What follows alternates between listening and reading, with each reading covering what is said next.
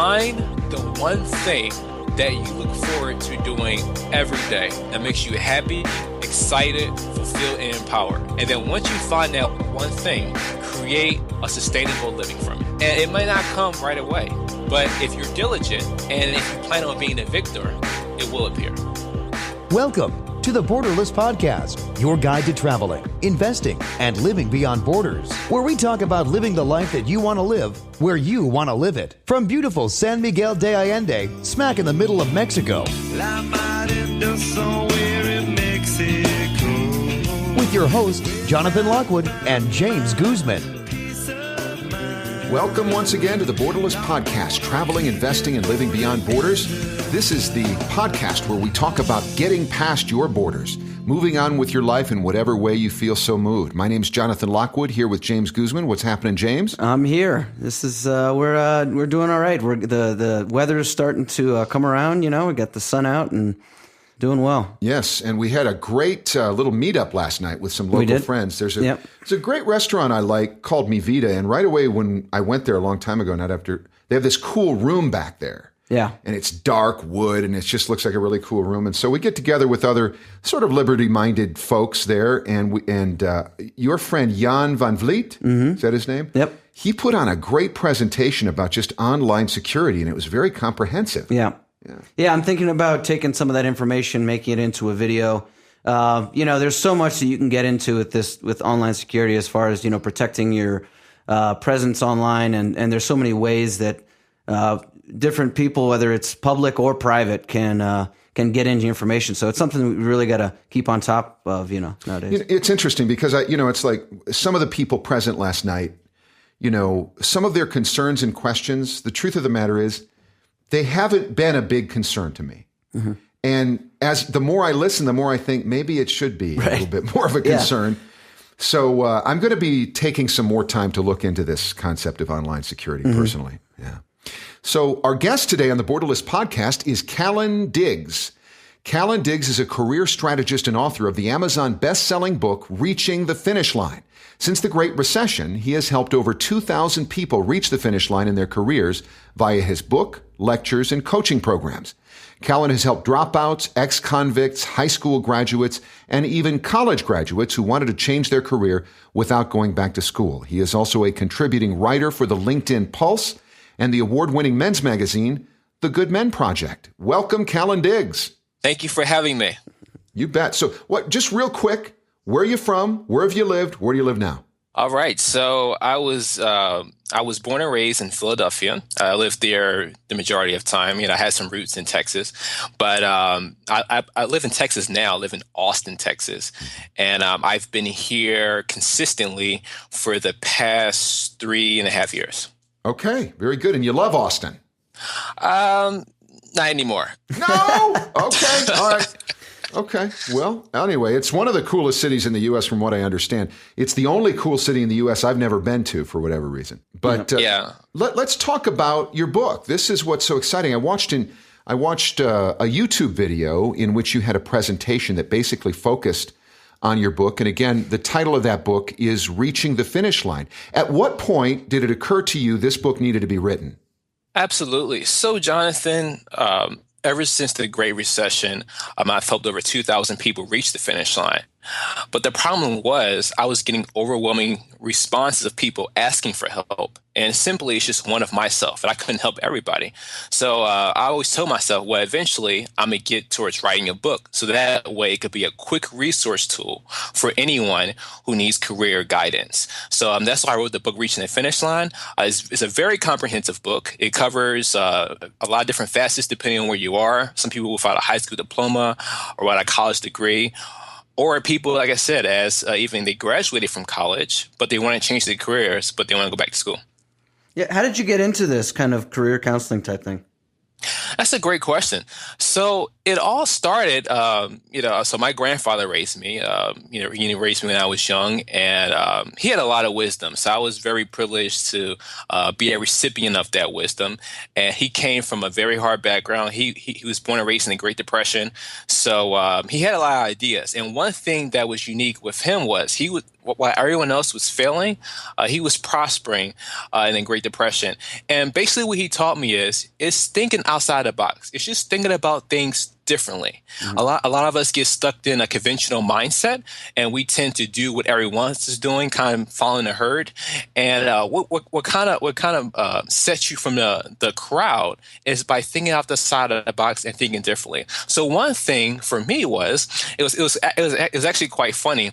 I was a teenager giving a career advice to people older than me, and that all started because, like I said, a lot of it from my grandfather, but a lot of people were facing unemployment, underemployment. I lived in a very crime-ridden urban area, and a lot of people didn't have jobs, and a lot of people were underemployed, and people could barely pay their rent, and they didn't really have any other option, and I guess their mindset was, well, I've tried everything, so I guess wherever this kid tells me, maybe I could put the use, and if I'm lucky, it'll work. Surprisingly, a lot of advice that I was giving was actually working wonders for people, and I guess I don't take all the credit for it. My grandfather kind of taught that foundation for me.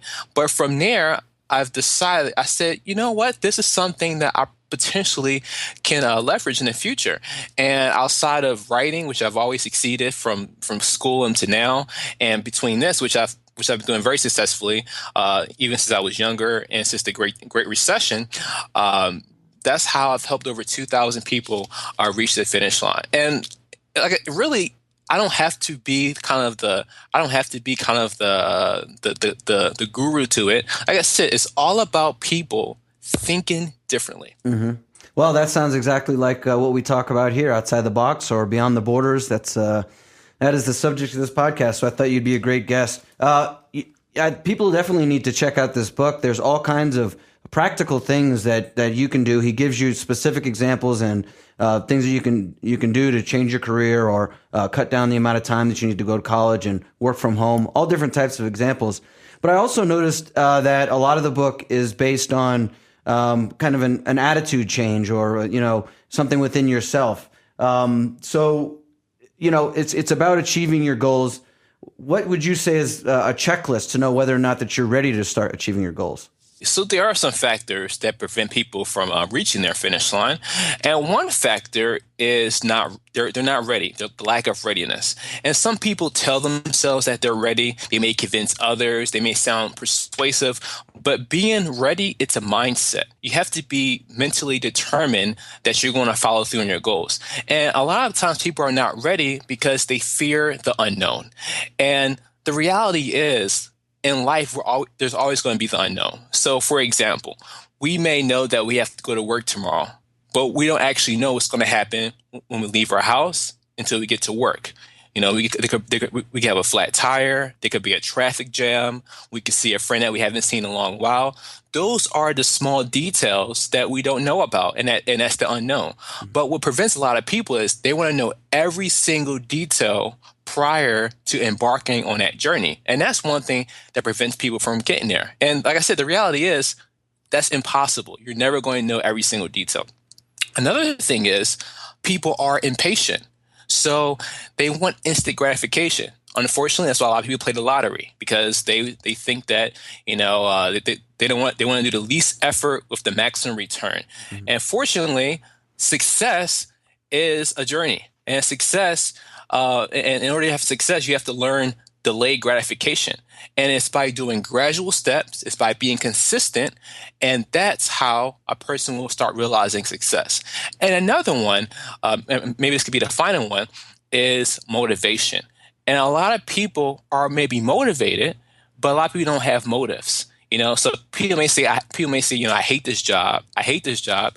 And a lot of people get into this mindset of being a victim. They want to complain a lot, but they have no solutions. So a motivation is not sufficient enough. They need to also have a motive. So the motivation is the feeling that's compelling you to do it, while the motive is the reason why you want to do it. So a person may say, my job sucks, I hate my job, and the emotion is hatred or frustration. That's the motivation. The motive may be, well, I would like to have a better job. So that's the reason. So, I would like to have a better job, or I like to have a career, I would like to have a career where my employer appreciates my creativity, or they appreciate my other skills and allow me to utilize them in the workplace. Very interesting stuff, Kallen.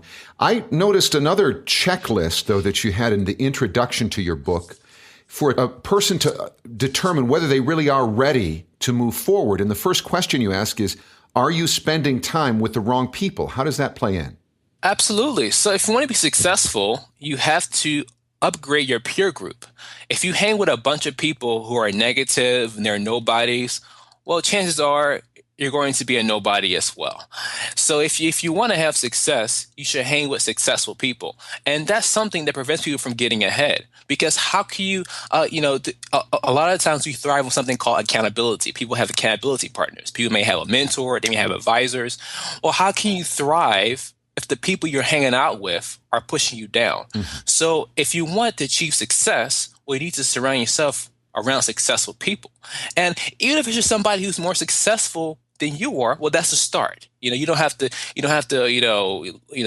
search out, a billionaire to mentor you, but if you could just find someone that's more successful than you to mentor you, that's the first step that gets you ahead.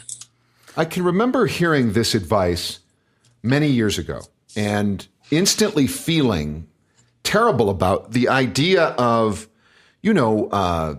casting off friends who meant something to you. And the fact of the matter is, I've come around to my own philosophy on it, which is basically, this is good advice. If you really do want to change your life, you've got to take a look at the people you're hanging out with the most. And it doesn't mean completely casting people off. It means every day you get to make a decision about who you're hanging out with the most, communicating with the most. I agree. Another thing is, so once you have that motive and your motivation, I've noticed in the book you're talking about, taking the first step, that it's very important to just get going. And we talk about that also in the podcast. So I don't know if you want to talk a little bit about that, how important it is to take the first step. For sure. So, Martin Luther King said, you don't have to see the whole staircase, just take the first step. And that's the importance. And again, a lot of people have this perception that they need to see every single detail, how things are going to unfold, every single bit before they move forward. And again, that's not realistic because that's never the case. Some people desire, they say, they may desire to be, let's say a teenager. They say, I want to be a basketball player when I grow up. Well, eventually they don't end up being a basketball player, but at the same time, it's knowing where you're going and then getting there. Sometimes you may have a direction where you're going and you may veer off, but at least it's better than having no direction. Sometimes people don't have no sense of direction in their lives, and then they wonder why they're not successful. Okay, so that kids say, well, I want to be a basketball player. A person might end up being a basketball player, but he may be a basketball coach, or he may be a sports trainer. So he might not actually got to where he wanted to be, but he got close enough to get there. And who knows, he may actually get there in the future. So that's the importance of taking a first step. And by taking a first step, there's an adage that says, go as far as you can see, and once you get there, you'll see further. So once you take the first step, then the next step will unravel. We're talking with Kallen Diggs on the Borderless podcast, career strategist and author. His Amazon best-selling book is Reaching the Finish Line. One of the things that I have personally attacked since moving to San Miguel almost 9 months ago is an issue that I have faced for many, many years, and it's procrastination. And, we have a lot of people, Kallen, who listen to the Borderless podcast, a lot of friends of ours. They tend to be younger, and they tend to be interested in moving outside of their borders internationally, and they would like to have a location-independent business. And they're searching for a way to do that. Last week, we had somebody on the podcast, Barnaby Anderson, who had a lot of great suggestions for a way to look at it. But procrastination is a problem for a lot of people. It has been a problem for me. And you talk about in your book a different way to consider procrastination. Can you help us with that? Yeah, for sure. So there's a popular psychologist named Pierce Steele. He's from the University of Calgary, and he talks about structured procrastination. And he talks about how you can strategically manipulate procrastination and where you're still being successful, but it's like you're playing projects off against each other. So, for example, there may be one project that requires a lot of work, and there may be another project that may not require as much work.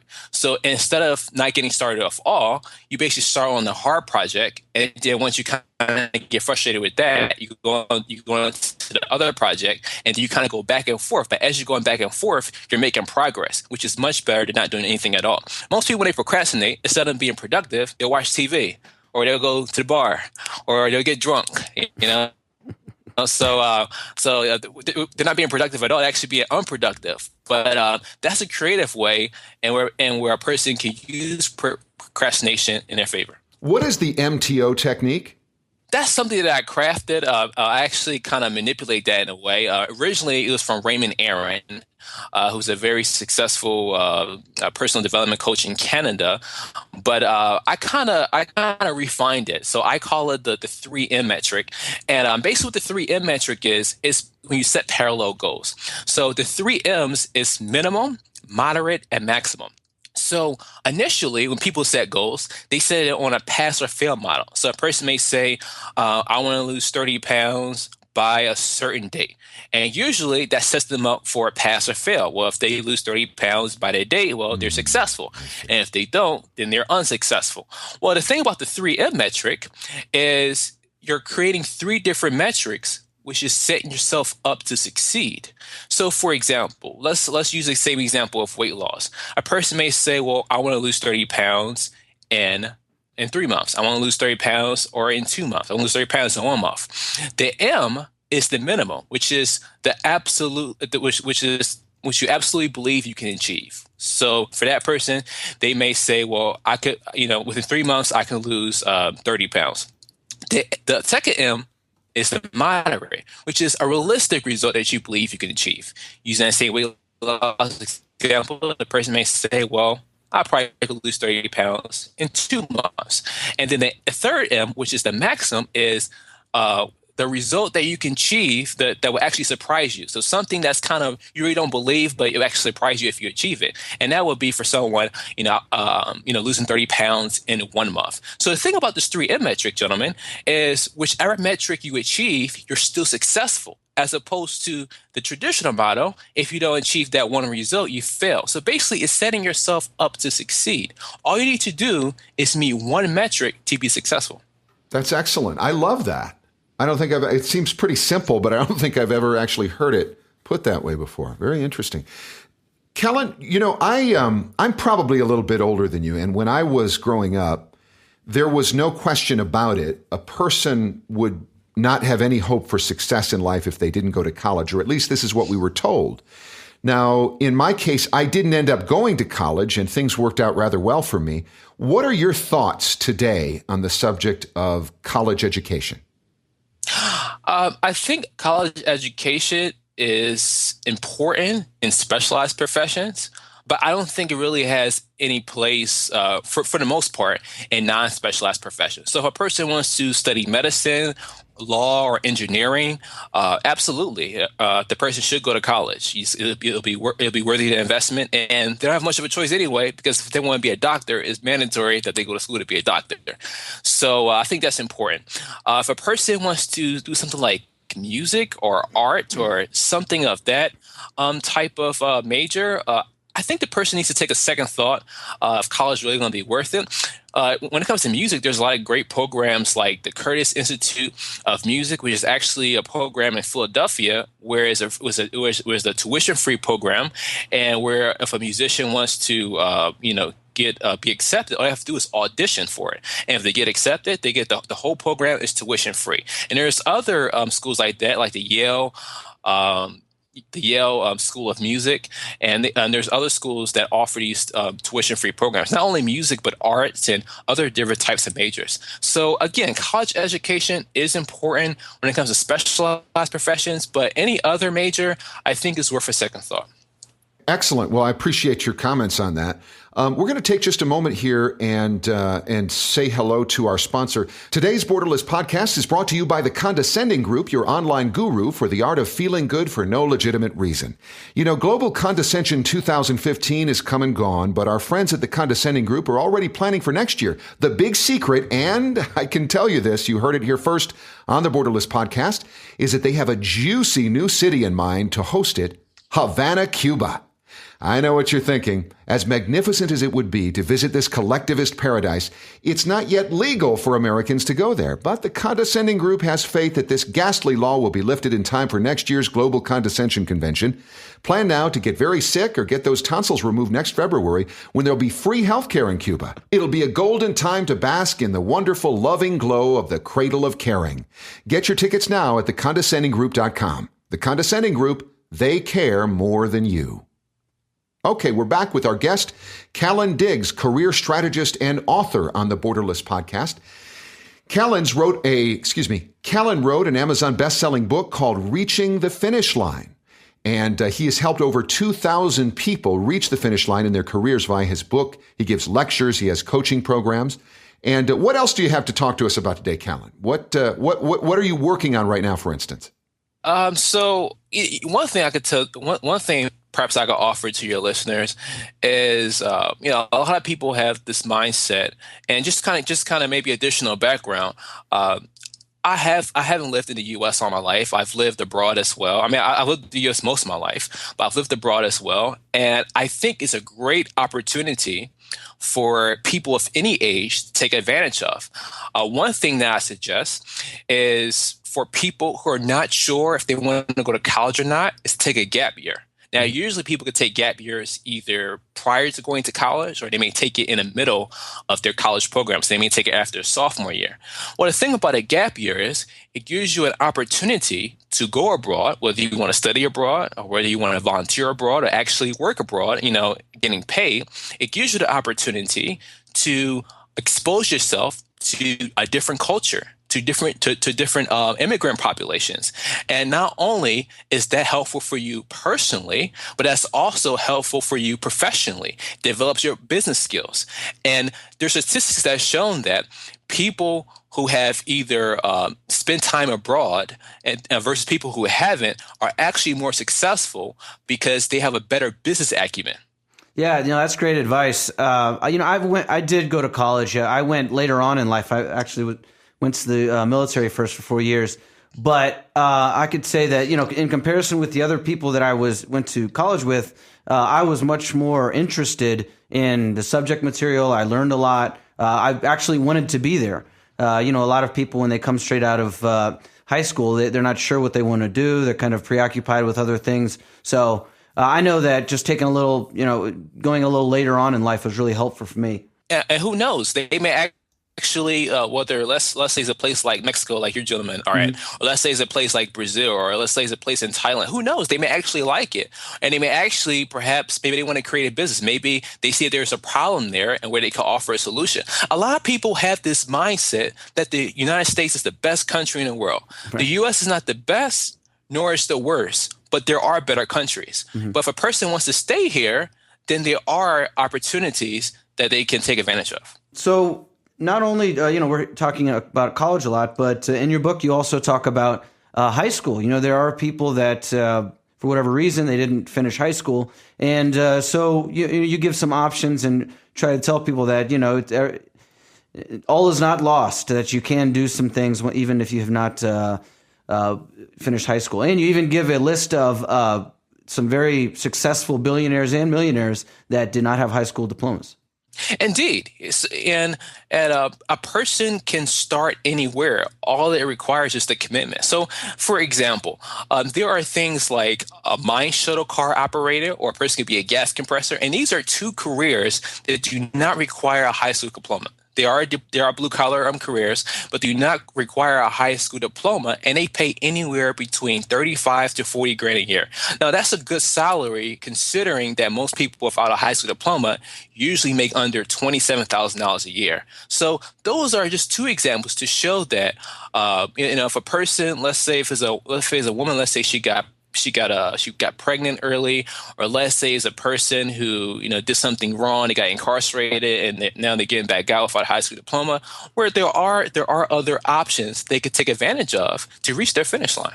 You have a chapter in your book called "Make a Full-Time Income Working Part-Time Hours." That's got to be intriguing for a lot of people. What do you have to say about that? What's the gist of that chapter? I'll share one. One of them that a person can do to take advantage of that is event promotions. And what's great about event promotion, for people who don't know what it is, basically it's where these big Fortune 500 companies, they basically have these big projects, but they can't handle it. They don't want no one in the house to take care of it because they have more important projects they want them to focus on. So what they'll do is they'll hire a marketing firm to execute these type of projects. So for example, let's say a company like AT&T, and let's say they're looking to do a back-to-school campaign. Well, they're not looking to do it, again, because they probably have their employees work on something more important. They will hire that out to a marketing firm. So the marketing firm will now have that back to school campaign to execute. And that marketing firm will actually subcontract those those assignments out to people who are interested in the jobs. People like young people. I mean, you don't have to necessarily be young, but people who are well and able to be able to do those jobs. And those jobs pay anywhere between $16 to $25 an hour. And I'm not sure how that converts in Mexico, but in the U.S., that's a lot more than people are making nowadays. That I don't know if it falls in this category, but I remember I was probably 22, and I got hired by Bell South just through somebody I knew to do a kind of a booth. It was a promotion booth at the Latin American Festival, and it was just like it was really just one day, and I think I got paid like $6,000 for that. So that was pretty good. Wow, yeah, that's pretty good. Yeah, and some of these marketing firms, they will have a consistent flow of event promotions, and then some of them do not. They just have kind of one-offs where you have one here, and maybe the next month they may have one there. Well, the goal is to because all these positions are independent contractors. The goal is to line them up so that way. Every single week or every single month, you can always be doing another promotion. Some promotions last 30 days, some promotions last 2 weeks, some promotions last 1 week. But if you constantly line that up, that could be a lucrative income. That could basically, you could be getting paid a week's worth of salary, making $20, $24 an hour. Like I said, for most people here in the States, that's a lot of money. You also mentioned another example in your book. I just came across it right now. You refer to a furniture store that happens to be one of my clients. I'm one of two people who do their voiceovers. What is that example, and why might that be a good opportunity? Absolutely. I'm actually found the name because it's called The Dump. Yeah. The Dump? That's how you say it, Kallen. People think at the dump. Yeah. Go ahead. And when people think of it, they usually think of garbage or something like that. But the dump is very interesting because they pay their employees $10 an hour on the weekends. They're only open, I believe, Friday, Saturday, and Sunday. And the rest of it's commission. And what's quite interesting is there are a lot of people who do very well there because the $10 an hour is basically a sense of, we're not going to let you starve. We're going to pay you something, but it does provide a greater incentive to kind of, focus on high performing. So that way you can make a lot of commission off of the furniture sales. So if a person has a good sales aptitude, that could be a good option for them. Mm-hmm. Yeah, the fact that they're open 3 days a week, there are other businesses that have that model. I know of clothing stores and other business categories that are only open a limited number of days a week, which gives you the rest of the week to do whatever you want, and you can still make a really nice salary. Hold it. I remember when I was growing up and they would say, the dump, dump. Oh, yeah. That wasn't me. Oh. No, there was a guy who did their commercials for years, and then at some point they had me do them. I did them exclusively for about a year. I just found out I'm supposed to do one sometime either today or tomorrow. But there you go. At some point they wanted me to do the traditional high-energy retail. This weekend only at the dump. Yeah. No, I never did to the dump. I never did that one. No. All right.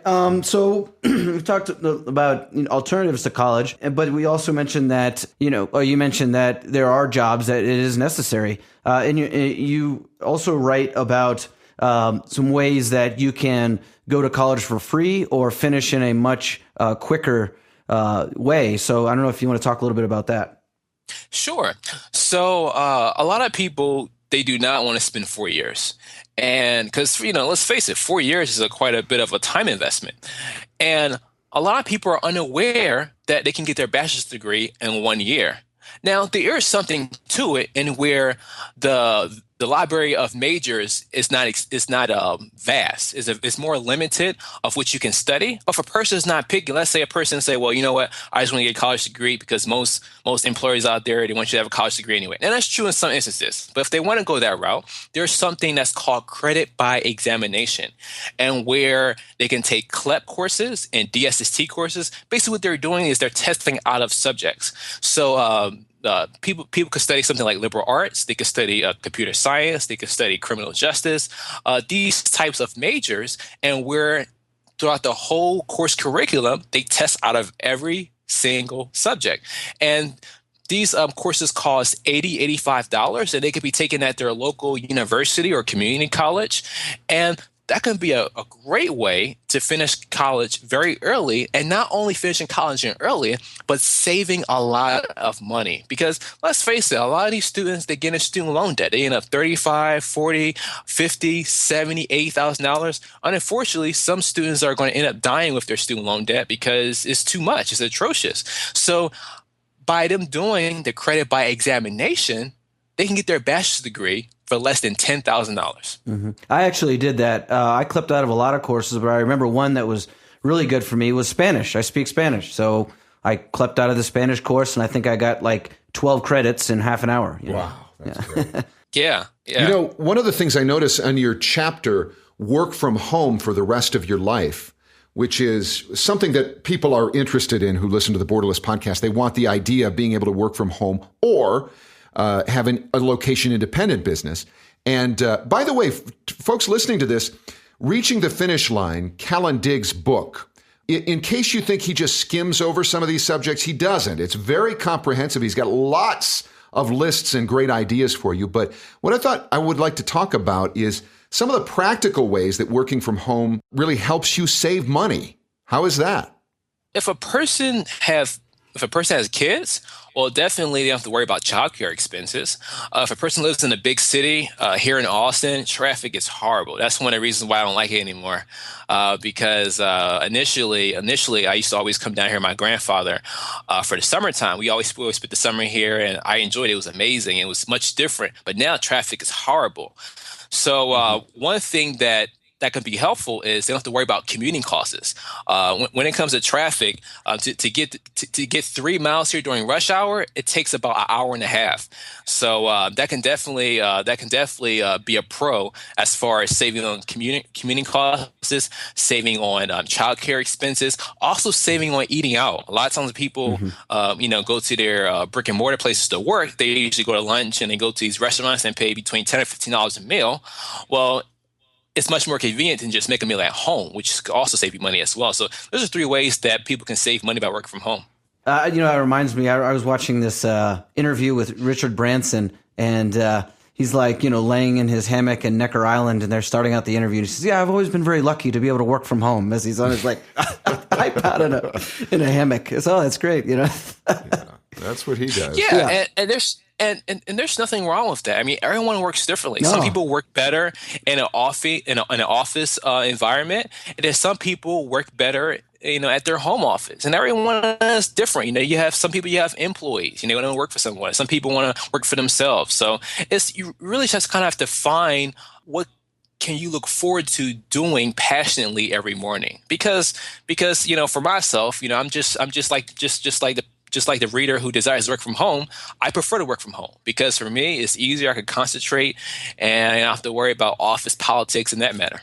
Yeah, absolutely. So, would you mind giving us some examples of some people that, they like that idea, that maybe they want to work from home, it sounds great, but they don't know what they could do. I mean, you have several examples in the book. I don't know if maybe you can go over some of the more realistic ways that people can get started doing something like that. Sure. So you have to decide, I'm quite sure your readers may have multiple intentions or different intentions rather. You have to decide, what is your intention? So, for example, if you're going to, plan on living abroad, well, depending on where you live, they might have to make that much money. So something as a customer care representative, a call center representative, those pay anywhere between $8 to $11 an hour US. And if you translate that, working in a place like Belize or something like that, well, that could be a good deal. It could actually be a good bet. Excellent point. Now, if you desire to make more money, let's say you want to kind of, you desire a luxurious lifestyle abroad, then you could do something like writing. You can do like commercial writing, or you can do SEO. If you're very savvy on marketing, online marketing, you can do SEO. And those are some types of ideas and where you can make your income, specifically online. And that's a great way that you can work from home. Fantastic. Yeah, and you supply all of these companies that you can work for from home. I mean, there's a huge, I'm not even out of the A's across these pages. And you've even got some of the areas where, for instance, Apple, some of the recruiting metro areas where you can find jobs with them, and they'll allow you to work from home. Absolutely. And there are, and just for a disclaimer, some people or some companies do require you to live in certain areas to work at. So like Apple, they hire specifically in certain geographics. So if you're outside of a geographic area, they're not going to hire you. But then there's other companies that are flexible. They don't really care as long as you can perform and do the work. That's what they care about. So, but I definitely detail those companies out in the book.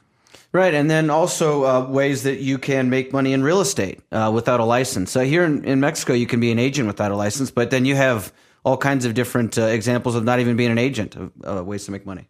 For sure. Definitely, I would say when it comes to real estate, it's very important to check the rules and regulations within your state.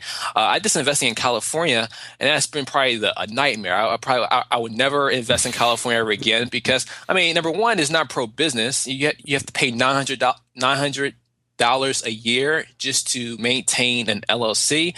And then you have all of these unnecessary taxes and unnecessary paperwork. I mean, California is the state that definitely doesn't want you to do business. They have all these regulations that discourages you not to do business in California. So definitely look at the different states there. And but some states, real estate investing can be great. Wyoming is a good state. Delaware is a good state. Nevada is a great state. And some other states are okay. But when it comes to different types of real estate things, if you want to be a realtor, you can do something like wholesaling. You could do something like private money lending. You can do a tax lien investor. So there are different ways you can approach it. You can be an active investor, or you could be a passive investor. Now, a passive investor is something that you don't want to do a whole lot of work. You just kind of want to take your hands off of it and kind of let it generate income. That would be something in regards to tax liens, or that would be something in regards to private money lending or hard money lending, and where you're making a small investment, kind of your hands is off, and you're just expecting a return, and that will be passive. Now, the active would be if you're doing rehab projects, if you're doing wholesaling, or if you're a realtor. That would be more of the active professions regarding real estate. But that chapter is very, very extensive, and I cover a lot of the professions that you can seek there. You're getting me started, Kallen. I lived in California for a year and 3 months. I have written a short story about what it was all like. It was a little over $800 when I was there every year, and I didn't know about it. Years later, I found out about it, and when I did, it was thousands and thousands of dollars. Even though I lived there a year and 3 months, the succeeding 4 years, they said, well, you didn't tell us you were leaving, so you owe for those years too. I said, what? And at some point, I just threw up my hands and said, okay, let me start making a payment plan. No, we want all of it. I said, what are you talking about? Well, because you didn't pay us, you are not in good standing with the state of California. You got to pay all of it. And I said, what? Are you kidding me? I mean, it was just absolute. They call it, CEO Magazine called it the Venezuela of North America. And they never get the point. The more you squeeze business, the more you discourage it. And businesses are pouring out of California in record numbers. How good is that for the tax base, wise guys? Yeah, right. I agree. And again, people who live in California, just because you don't live in other states doesn't mean you can't do it. There's something I talk about called virtual wholesaling or virtual rehabbing, and where basically you set up a team in that city and you can basically do deals while you're living in another state. So there's ways around it. Now, if you live in California, you can definitely get around that. But unfortunately, yeah, I would never do business there again. And there's other states that are getting just as bad as California. And that's why I say it's very important that you do your due diligence before you start thinking about investing. Right. You know, your chapter 12, I like, because we've been talking about a lot of exciting things under the Borderless podcast right now. By the way, our guest is Kallen Diggs, career strategist and author of the Amazon best-selling book, Reaching the Finish Line.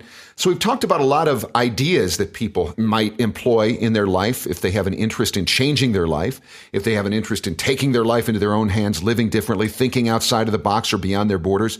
But inevitably, we come to what Kallen calls the crossroads. What is the crossroads, Kallen? Yes. So the crossroads is basically when you come to a point where you realize that you're at a fork in the road. So you can either go left or you can either go right, or you can either go straight or you can veer right. And for a lot of people, that's usually where, they've taken my advice and they've kind of gotten to the halfway point to their finish line. And now they have to make a big decision. Okay, well, am I going to keep on going this way? Or, am I going to let fear get a hold of me and kind of, veer off? So the crossroads is a very crucial point at any person's life of reaching the finish line, because it really prompts them, are you going to move forward or are you not? So in order to be successful in passing the crossroads, what you need to do is look at all of your past successes and leverage that as motivation to keep you moving forward. And again, another thing too, you also want to separate yourself from the people who are negative or the people who are telling you that you can't do it. Because if you listen to those voices, that's just going to veer you off, and then you're going to be right back where you started. So in order to reach the crossroads successfully, again, leverage the successes that you have achieved in the past and use that as motivation to get you to the future. It can be difficult for somebody who has little or no successes, though, I've noticed, when they're younger, Absolutely. But the thing about it is everyone's successful in something. And for example, for people to say, I haven't been successful in anything, I think that's hard to believe. I think people tend to marginalize what success is. So I always tell people, compared to the successes that you have, there's people who don't have those same successes that you have. They are in much worse, better shape off. So, for example, a success for one person may be, well, I have a job that pays, $14 an hour. And I don't like it that much. But at the same time, there's people who have never made $14 an hour their whole life. So you're more successful than that person. And you could leverage that, and you could use that achievement as leverage to propel you to achieve more success. So it really is about a person really thinking very clearly about what success is, because we all have achieved success.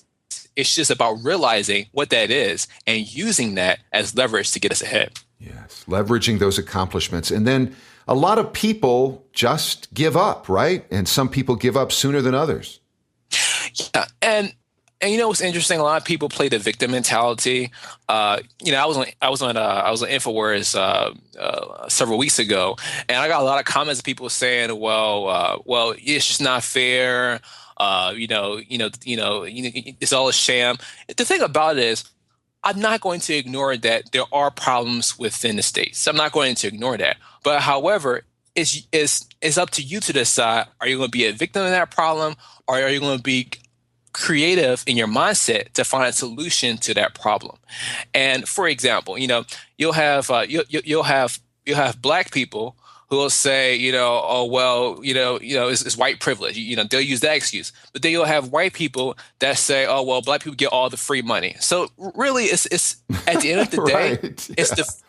So at the end of the day, it's the victim mindset, and if they want to be the victim, well, they're always going to be the victim, and victims do not achieve success. So if a person wants to quit and they think that's the all to be all, well, as Henry Ford said, whether you think you can or you can't, either way, you're right. Yeah, you're completely right. And it is the same thing, because it's like there can be people who look in on the Black Americans and say, well, there's white privilege. It's not even worth it. But yet there are white people doing the same. Oh, look at all that. Look at all the preference they get because of their being a minority or something like that. Anyway, it's a very complicated and usually one of those subjects that just gets inflamed. And what I hate is the idea that in talking about it, sometimes people could say you, Kallen, are denying racism, but you're not doing that, are you? No, absolutely not. I mean, there's, there is racism, of whether course, it's in the U.S. or anywhere else. But the fact of the matter is, you can choose to be the victim or you could choose to be the victor. So two different words: victim, victor. So it's up to you which person you want to become. But like I said, while there are problems in this country, I'm not going to deny, there's unemployment, there's a lot of other problems that this country faces. At the same time, there's also solutions to problems. And there's no, my grandfather's example, there's a lot of other people, well, why do people thrive in the worst of times? Well, because those people are creating solutions to problems. That's how people thrive. So it doesn't matter how bad the economy is. It doesn't matter if you're Black, if you're white, or whoever you are, or if you're gay. It doesn't matter where you come from or who you are. What matters is who you're going to choose to be. Are you going to be the victim or the victor? No matter what your place in life, there's always an opportunity to choose that easy path of playing the victim. And I grew up in an area where people had nothing to do with race whatsoever. It was people who believed in the concept of getting a job with a particularly large automotive employer and getting in that union. And if you didn't have that, well, you didn't have anything. And don't be getting a big head about starting your own thing and doing this. You better get in with GM, or, you better be knocking on their door, buddy. And if you don't, it was a very defeatist attitude, and it was playing the victim if you didn't get into that particular auto group or that particular union. So I think that's such an important thing, because you're talking about thinking outside of the box like your grandfather taught you. We're talking about thinking beyond borders. And it is those mental borders that are more powerful than any other. I agree. I absolutely agree. And, for some people, they may end up getting in, let's say, a cushy job, and let's say they're making, 70, 80 grand a year. But at the same time, they come to a point, well, they're not happy. Well, the last thing a person wants to do is get complacent. If what you really want to do is be an entrepreneur, well, be an entrepreneur, and if you have to sacrifice that 80 grand a year to make let's say 50 grand a year, but you're much happier, well, I'll say that's worth it. Yeah. All right. We're going to obviously have links to your book, and I definitely recommend that everybody takes a look at that. Are there any other books or videos or anything like that you would recommend people check out? Actually, one good resource I had was actually towards the comment that we were talking about before, as far as the victim mentality. Actually, the suggestion that I gave to the person on InfoWars is the same suggestion that I can give to the people, your listeners, in which I think most of your listeners don't have a victim mentality. But the people who do have a victim mentality, you need to read two books. One book you need to read is Harry Brown, I think it's called How to Live Free in an Unfree World. Yeah, exactly. Mm-hmm. How to Live Free in an Unfree World. And the second book is The Success Principles by Jack Canfield. Oh, yeah. Great. Those were two powerful books in my life that has helped me be very successful. And that's why I would recommend to other people who had victim mentality. Regarding to my stuff, I would say visit reachingthefinishline.com. That's where you can find my books. You can find my blog. You can also find a lot of other things that I'm offering. And what I'll do for your listeners is if they buy the ebook or the physical book from reachingthefinishline.com, I will have a Q&A call next month for them, and where they can ask any of their career related questions or any questions in the book, and I'll be happy to answer that for them. I'll be on a call for an hour or perhaps however long it needs to be to make sure that the questions get answered. And that's it. Like I said, that's if you get whether you get a paperback or ebook copy from reachingthefinishline.com. Fantastic. Thank you for that. Yeah, that's great. Now, is there a time limit on that? Yeah. I would say until St. Patrick's Day. So yeah, I'll make that between now and St. Patrick's Day, and they could take advantage of that bonus. Great. So yeah, people out there that are thinking about doing something like this, maybe they're thinking of different careers that they might be able to work from home, or how to they're stuck with some sort of a college situation. Kallen, he's helped 2,000 people escape the rat race to achieve their goals.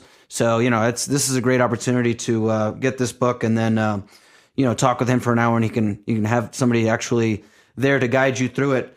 All right. Well, I think we're going to wrap it up. I just have one final question I'd like to ask you, and that is, what you mainly do is give people advice on how to reach their goals. What is the number one best piece of advice that you would give to somebody that wants to start their own business? Find the one thing that you look forward to doing every day that makes you happy, excited, fulfilled, and empowered. And then once you find that one thing, create a sustainable living from it. And it might not come right away, but if you're diligent and if you plan on being a victor, it will appear. Excellent. Thank you very much for that advice. Kallen Diggs, career strategist and author. Folks, go to his website, reachingthefinishline.com. Get the book, whether you get the softcover book or whether you get the ebook. If you are a listener of the Borderless podcast and you let him know, he will also give you a free 1-hour Q&A call, which we really appreciate his extending to our listeners. Absolutely. Thank you very much for being on the Borderless podcast, Kallen Diggs. Jonathan, James, it was a pleasure. Thank you for having me.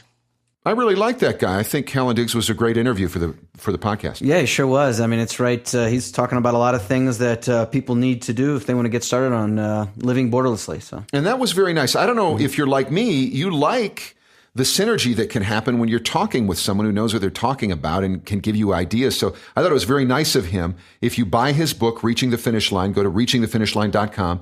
If you mention the Borderless podcast, he will give you over the telephone a free 1-hour question and answer session. Very nice of him.